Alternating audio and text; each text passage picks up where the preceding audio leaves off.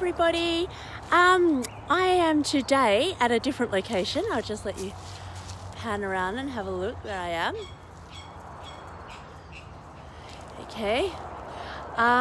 Yes, I am in the wild. No, I am at Lake Mungo, which is just sort of slightly northwest of Perth. And I thought I'd bring you somewhere different. So one, you've got some different background scenery. And two, I can sort of explain what I'm talking about a little bit more with this week's activity.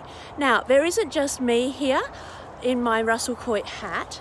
There is also my little dog Princess. Princess, say hello to camera. Right. We are both here. And what I thought I'd let you look at today is I've been looking at a lot of research at the moment that is very, very current, looking at how drawing diagrams and actually going and deeply understanding things affects students' understanding of science concepts, like complex science concepts. So I thought one of the big things I would be able to show you through this is looking at this. You've got over here, which you may or may not be able to see, you can probably hear, there is a freeway. And this is a protected reserve area. And down here in the water, you can see the amount of pollution and stuff that's in there. And you can see the lake over there. Now there are some tadpoles which would indicate, I'm not sure if they are tadpoles, but they look like tadpoles, which would indicate that there is some sort of goodness happening here. This had blue-green algae and was totally flooded with it a while ago. Now, how can drawing and the arts actually help science education? So if we have a look at these leaves, okay, you can see how much they've been eaten by moths. Now, getting children to understand how these leaves have been infected by moths, how, and I'm not sure if it's moths, it could be something else, and how they have affected it. Unless you do the actual drawings, and this is right back to like botanists in the old days when people came around and did the drawings of the Australian plants on the boats. If you look at them and draw them, you deeply get an understanding. One, because you're looking at the finer details to be able to draw them. And two, you're actually having to think about it while you're drawing. So you have to look at those fine details, you have to depict those fine details, and then you're actually thinking about them. Why are they like that? What am I drawing here? Those sort of questions come to head. And this is the same as if you enact it. So I'm not going to take you all the way because I don't want to make a video that's way too long. But up here we have Indigenous pictures, and this used to be an Indigenous gathering and hunting ground, because before white settlers came, it was all very, very full of fish and very fertile and much bigger than it is now. A lot of it's been filled in. You can see here young plants. And this is another thing where children are learning about drawing plants. They're looking at the leaves, they're looking at how plants grow, why plants are the way they are. And these observations allow them to be able to understand deeply the science behind them. Now, this is really interesting. So this is the long-necked tortoise, gosh.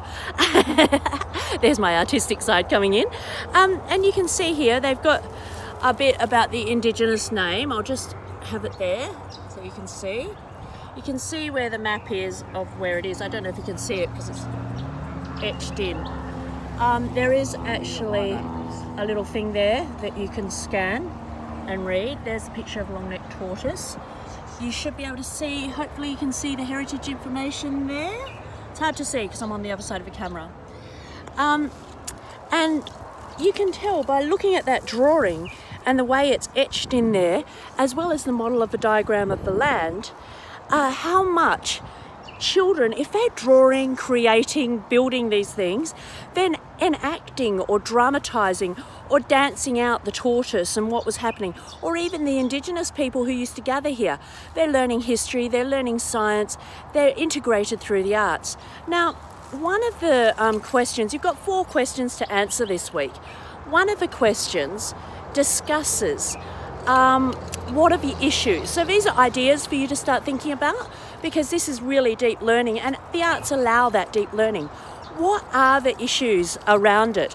Why would people be contentious about this? Now, when you're thinking about this, first of all, think about maybe globalization. Think about how education has changed in the last 20 years.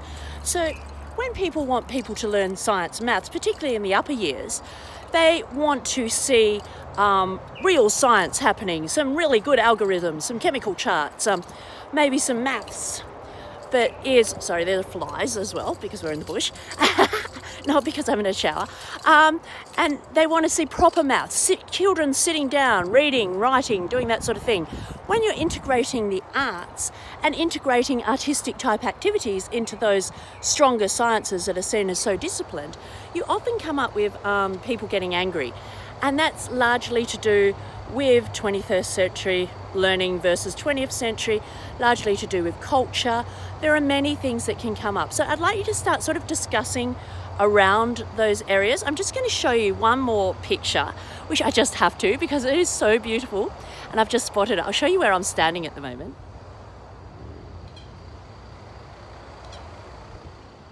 It is absolutely beautiful.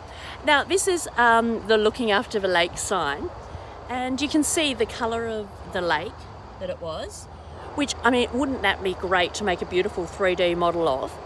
And you could easily enact it in the history and everything else. Think, I don't know, Game of Thrones when the king was killed and things, and the way they enacted it all so that they could pass on the story.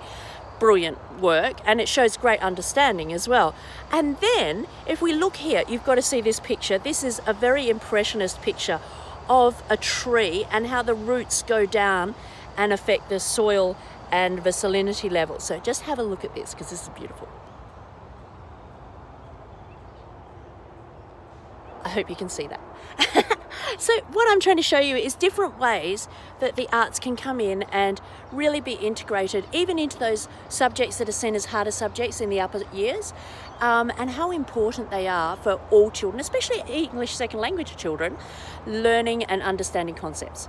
Anyway, have a great week. Bye from me and bye from Princess. She's just having a nap while I talk to you, and I'll talk to you soon.